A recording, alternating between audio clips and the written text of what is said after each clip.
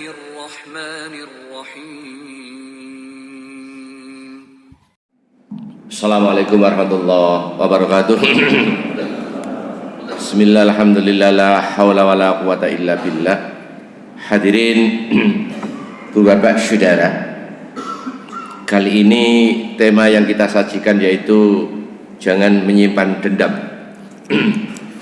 Hadirin, orang yang menyimpan dendam itu berakibat dirinya menanggung sederet penyakit. Penyakit itu bernama psikosomatik, tidak mampu dideteksi oleh rongsen rumah sakit karena penyakit itu gaib. Ya. Hadirin, untuk ngawali kajian pagi hari ini, terutama yang tadi memberikan kata pengantar, yaitu Bapak kita sebentar lagi mau menunaikan ibadah haji, biar kita tidak salah paham. Hadirin, salah paham itu fahamnya yang salah, fahamnya yang keliru. Di masyarakat ada anggapan bahwa haji akbar itu ketika wukufnya hari Jumat. Ini tidak benar. Setiap haji yang di situ terjadi proses ada wukuf tanggal 9 Dzulhijjah itu adalah akbar. Setiap haji. Berarti ulama memberikan satu definisi, ada istilah haji asghar, al-hajj al-asghar, haji kecil, yaitu umrah tanpa ada wukuf. Hadirin, kelak nanti, kemarin kita Idul Fitri disuguhi dengan selegende, yakni pelaksanaannya sholat id berbeda. Nanti Idul Adha sama selegende lagi, selegende lagi, ya begitu. Yang Muhammadiyah insya Allah tidak ada halang rintang hari Rabu tanggal 28 Juni. Sementara yang Kemenak punya anak bernama NO nanti sholatnya hari Kamis, jadi selisih sehari. Hadirin, jadi sekali lagi sebagai kata pengantar, karena ini bukan materi utama, yang namanya haji ada wukuf di Padang Arafah itu akbar. Memang Rasulullah wukufnya bertepatan dengan hari Jumat, seperti itu yang digambarkan. Hadirin, sekarang kita masuk materi utama, yaitu Rasulullah pindah dari Makkah ke Madinah dari arah selatan menuju arah utara sejauh 496 kilo. Kenapa kok pindah atau dinamakan hijrah? Sebab pengembangan Islam di kota Mekah nyaris buntu, nyaris macet. Akhirnya harus pindah, harus hijrah. Seperti itu yang digambarkan. Hadirin, singkat saja, beliau Rasulullah kita ini ketika tahun ke-6 Hijriah, beliau persis usia 59. Sesuai dengan jalur mimpi, beliau membuka kota Mekah, memasuki kota Mekah dengan diantarkan diiringi oleh sekian ratus sahabat. Hadirin, sampai beliau ada di kota Mekah sebelum masuk persisnya di Hudaybiyah. Jaraknya dengan kota Mekah masih menempuh 25 kilo. Di sana visa Rasulullah tertahan, tidak boleh masuk kota Mekah, alias dihadang. Walaupun Rasulullah ngutus diplomasi, diplomat handal yakni Utsman bin Affan, tapi ternyata tetap tertolak. Akhirnya Rasulullah diizinkan tahun berikutnya. Tahun berikutnya berarti tahun ke-7 Hijriah. Beliau persis usia 60 tahun. Begitu. Hadirin, direkam oleh Al-Quran surat Al-Fat, surat ke-48. Pak Un dipersiapkan. Ya. Surat Al-Fat 48 ayat kita ini dimulai dari 18. Ya, silakan. Sungguh Allah telah meridhoi orang-orang mukmin ketika mereka berjanji setia kepadamu Muhammad di bawah pohon. Dia mengetahui apa yang ada dalam hati mereka, lalu dia memberikan ketenangan atas mereka dan memberi balasan dengan kemenangan yang dekat. Ayat kita ini memberikan tuntunan yang sangat luar biasa.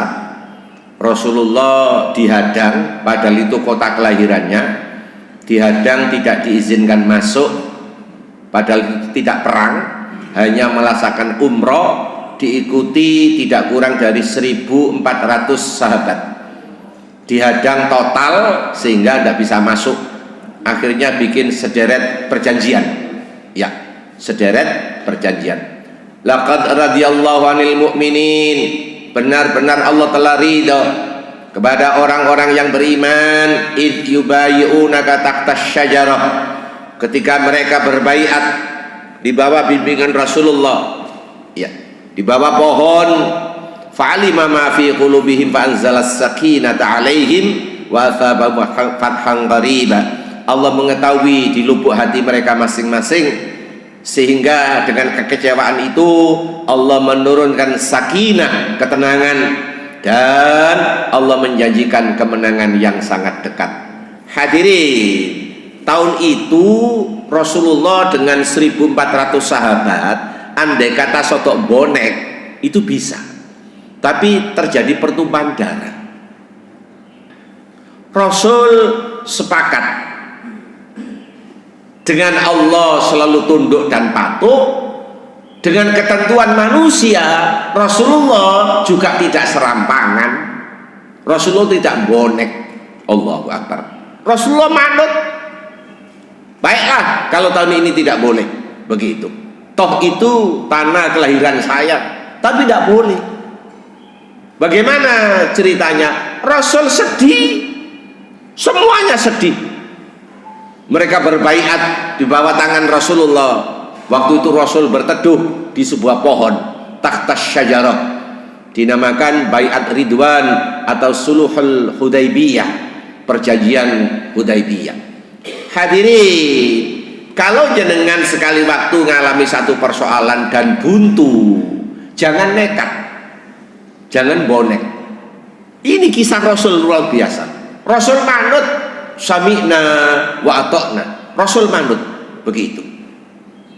Tapi kekecewaannya oleh Allah diganti dengan sakinah, begitu. Diganti dengan sakinah. Allahu Akbar. Ya, seperti itu yang digambarkan. Hadirin, sederet perjanjian telah disetujui dan Nabi tanda tangan.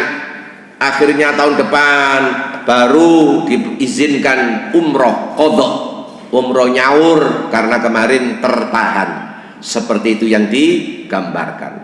Hadirin, manfaat yang diambil kalau tahun itu Rasulullah tetap bonek, nyelonong, insya Allah terjadi pertumpahan darah.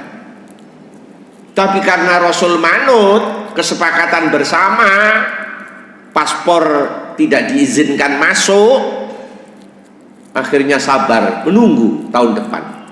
Apa yang terjadi tahun depan luar biasa. Hikmah di balik itu luar biasa. Subhanallah, subhanallah.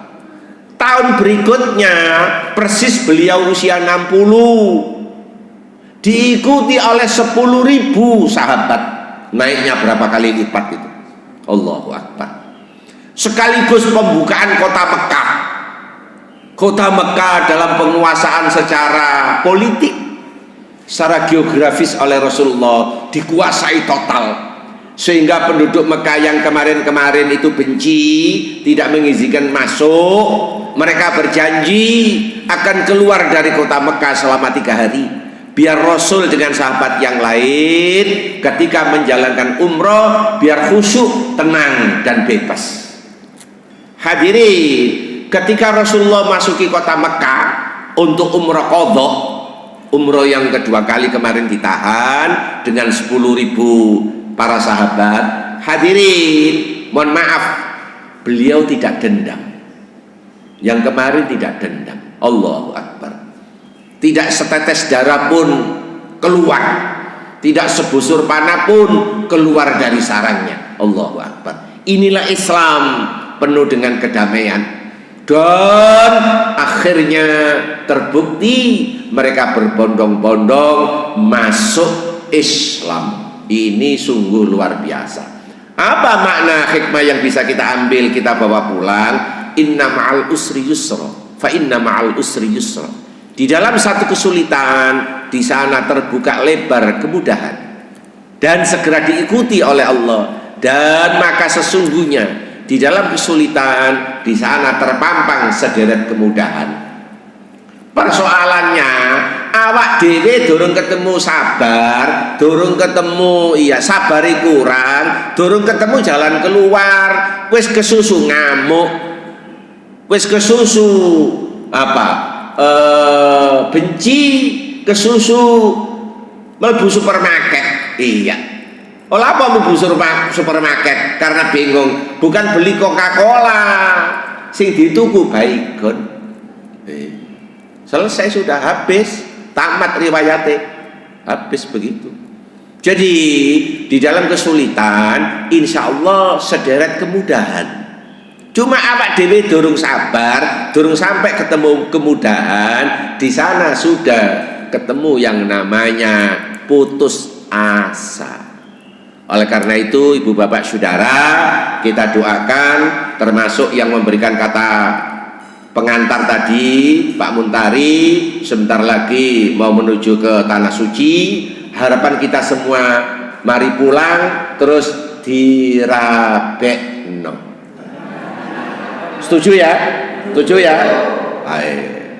Saya sarankan sebelum budal, sebelum berangkat, tapi gak gelem ya apa? Saya sarankan begitu. Allahu Akbar. Jadi di dalam kesulitan, ketika kita sabar, insya Allah satu saat menemukan yang namanya kemudahan. Al-usri itu sulit, itu sebentar Pak.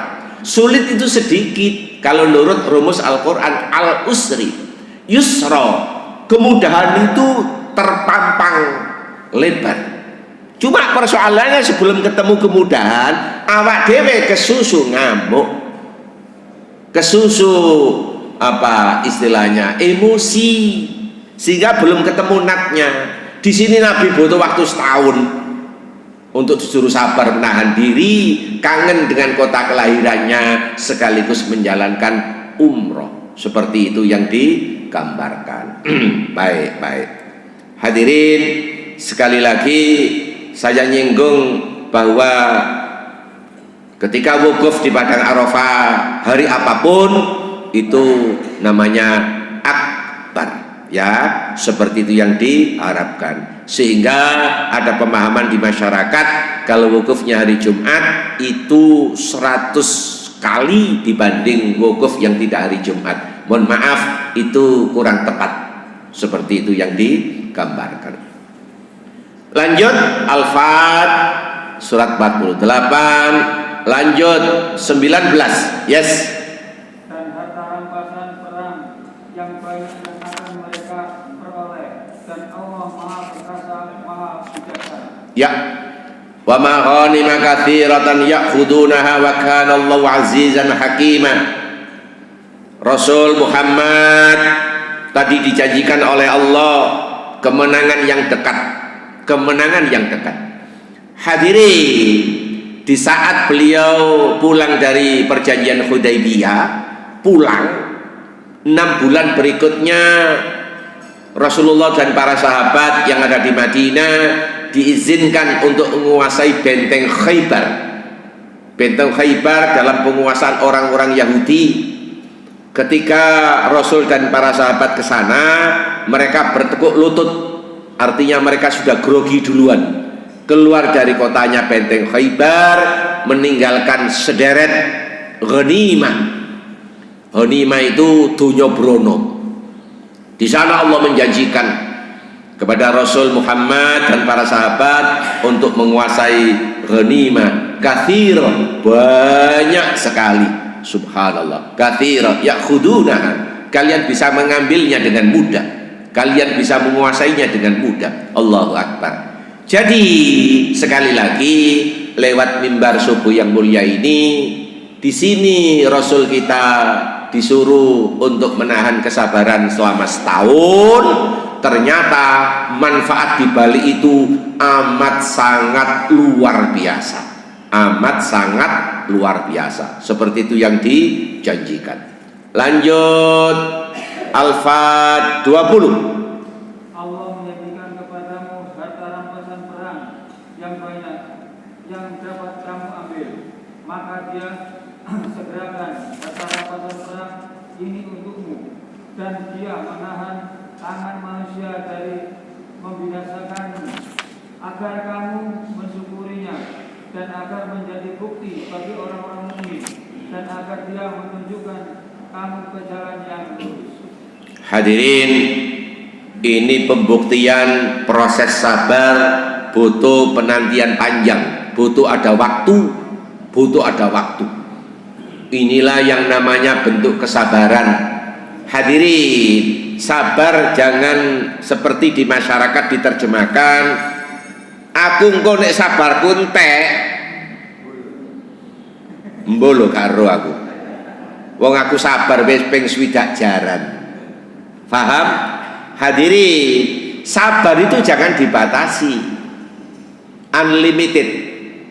Wa tawassaw bil haq wa tawassaw bis sabr. Sabar itu jangan dibatasi. Selama kita berdakwah mampu untuk mengingatkan, ingatkan. Wa tawassaw bil haq, menyangkut kebenaran. Wa tawassaw bis sabr, menyangkut kesabaran. Ingatkan terus selama mampu, selama mampu. Sebab setelah Pak Muntari nanti pulang, ya ketemu Syawal, Dzulqa'dah, Dzulhijjah, pelaksanaan haji, setelah itu Muharram. Muharram, mohon maaf, pandemi syirik. Wabil khusus Jawa Tengah dan Jawa Timur, termasuk Jawa Barat tidak ketinggalan. Pabriknya syirik 2, Jogja dan Solo. Pabrik. Yo gak peduli wong ana kebo Kiai Slamet.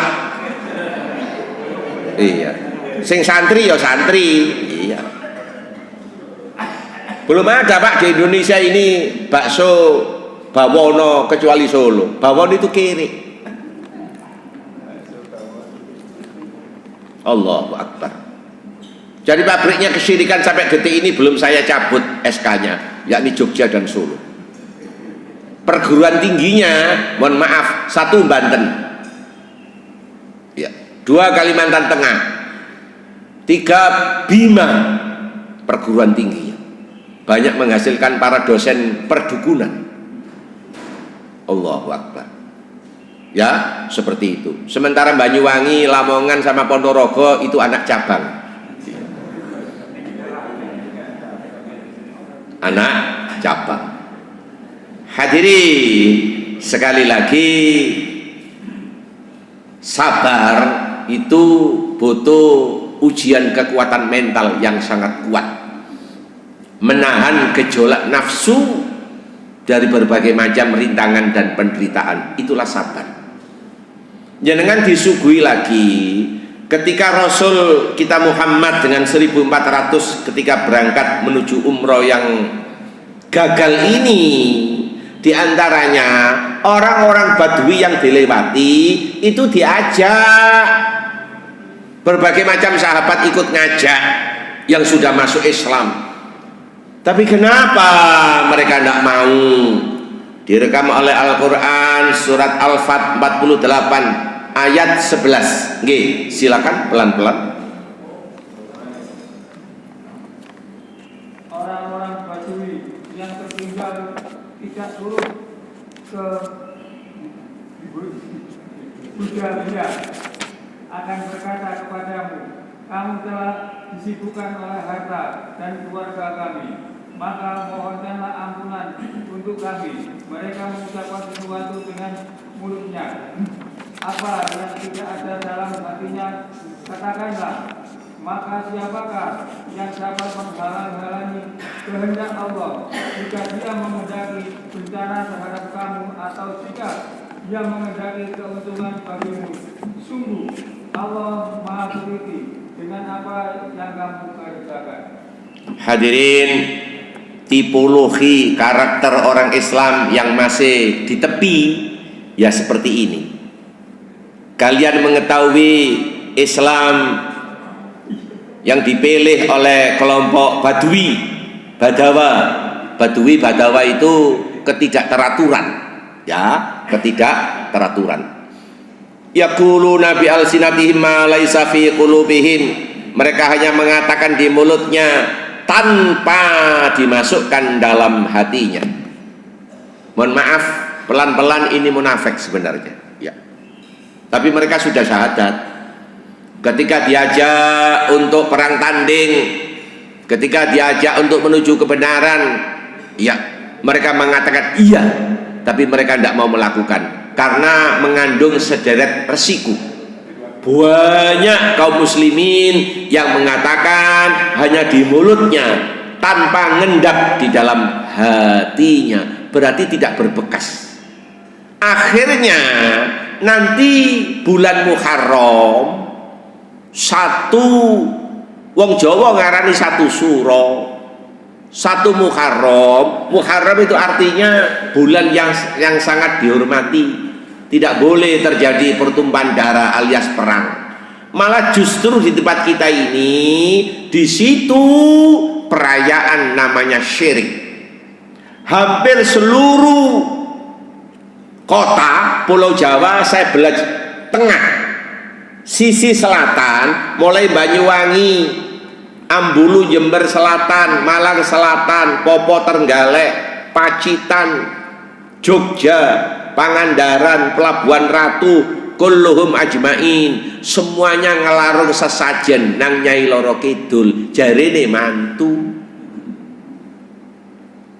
Pertanyaan sebagai kader warga Muhammadiyah, sampean karo nek mantu wong gak tahu oleh ulem-uleman.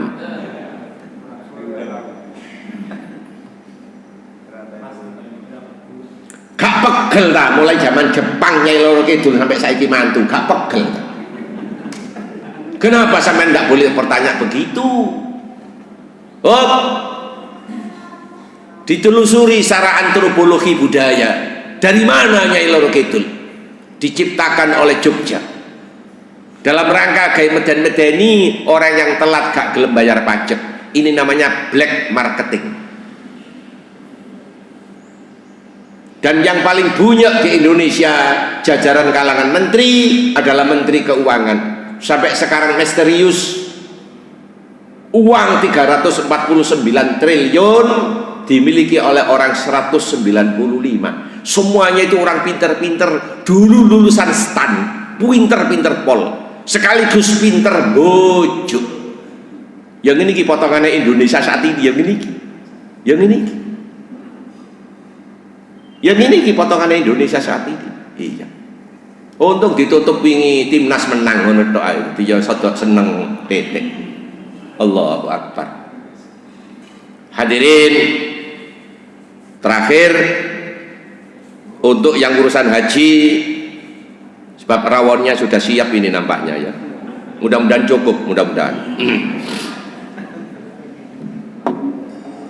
Hadirin, buat yang haji atau siapapun yang mau berangkat, seperti halnya Pak Muntari dulu waktu pelaksanaan ibadah haji, Rasulullah usianya 62, tapi beliau belum berangkat. Yang disuruh berangkat Amirul Hajj, yaitu mertua beliau, yakni Abu Bakar. Di saat Abu Bakar sudah berangkat, di tengah perjalanan ayat turun untuk menyatakan orang-orang syirik, orang-orang kafir, orang-orang Yahudi sudah tidak boleh lagi tahun depan ikut haji. Hadirin, mereka orang Yahudi, orang kafir, orang syirik kota Mekah, haji itu dianggap sebagai adat kebiasaan. Namun sayang, haji mereka itu ala jahiliyah, tidak lurus dari nenek moyang Nabi Ibrahim. Contohnya Pak, satu, mohon maaf ya, mereka kalau tawaf telanjang, pakaiannya ditaruh di pojok, tidak boleh ikut karena pakaian ini dosa. Ketika dipakai dosa kepada Allah harus suci, pakaian tidak boleh membalut badan.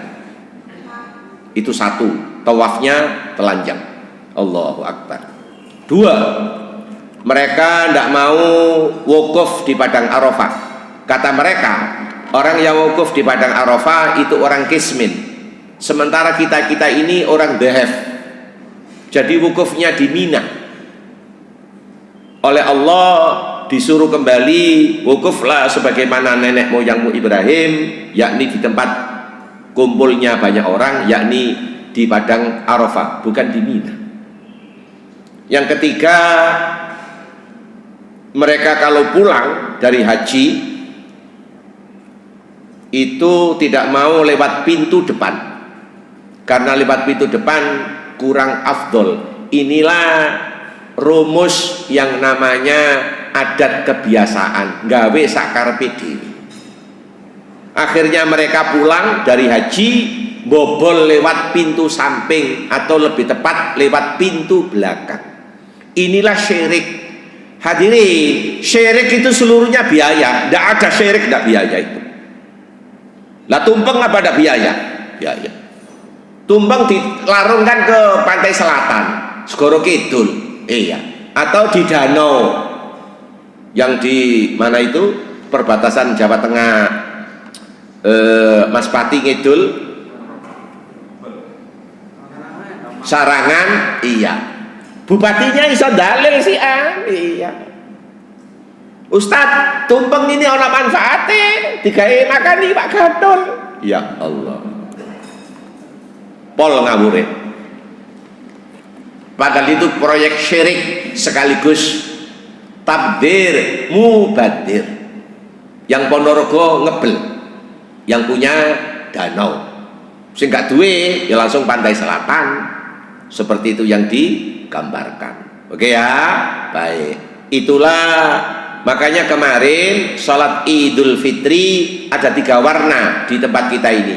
Satu yang hari Jumat kelompok Hisab yang didominasi oleh Muhammadiyah.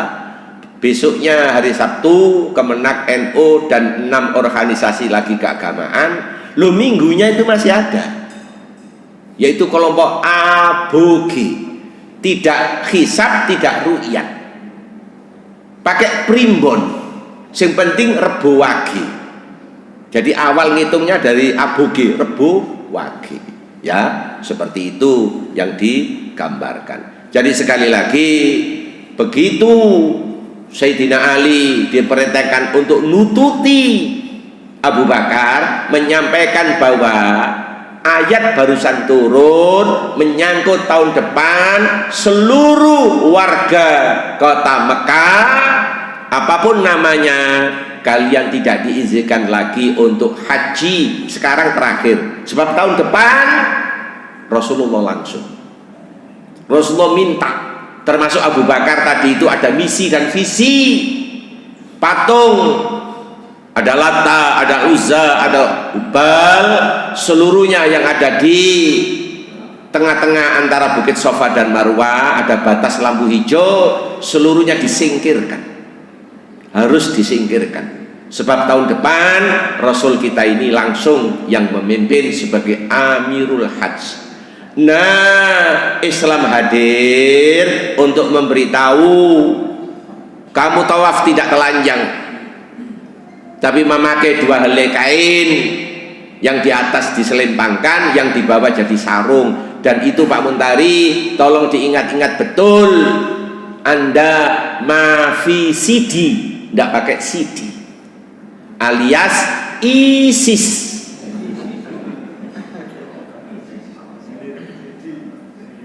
Dan alhamdulillah di padang Arafah, alhamdulillah di sana tidak ada seekor pun kucing. Kenapa kok kucing? Lah orang 3 juta tanpa pakai sidi, Sampeyan tongel-tongel jangan pindang suwi gak ya bahaya sampean. Allahu Akbar. Hadirin, mereka dihimbau kembali Anda tawaf di tempat nenek moyang Anda tawaf, yakni Ibrahim, ada di Padang Arafah, bukan di Mina.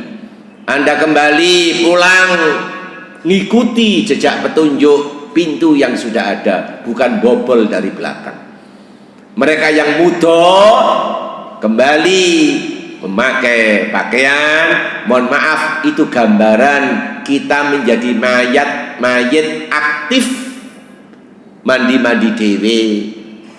Setelah itu tidak boleh pakai minyak wangi, tidak boleh berjumbu, tidak boleh gegeran, tidak boleh berdebat dan seterusnya dan seterusnya. Subhanallah, ketika Anda sedang memakai pakaian ikhram, lawang Anda itu mayit kok geger, cuma mayit aktif, seperti itu yang digambarkan. Jadi sekali lagi, dan saya himbau nanti Pak Muntari, Anda jamaah di Al-Badar ini andai kata Pak Muntari, saya minta ini foto saya, jadi dia titip foto, Pak Muntari, ini foto saya dengan istri, tolong nanti kalau Anda pada waktu wukuf di Padang Arafah hari Selasa tanggal 27 Juni, tolong foto saya dan istri di amplop ini tolong dijepitkan antara batu dan saya dibengok supaya ngikuti jejak jenengan untuk tahun berikutnya.